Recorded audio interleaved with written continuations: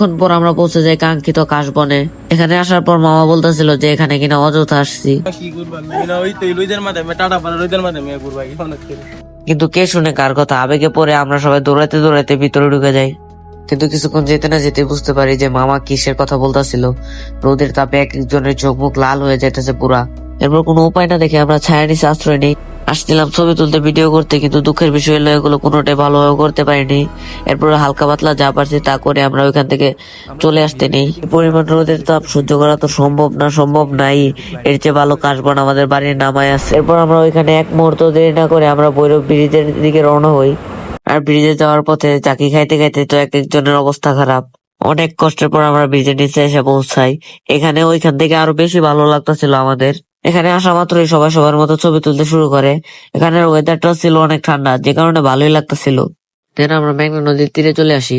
এখানে এসে পাথরের উপরে বসে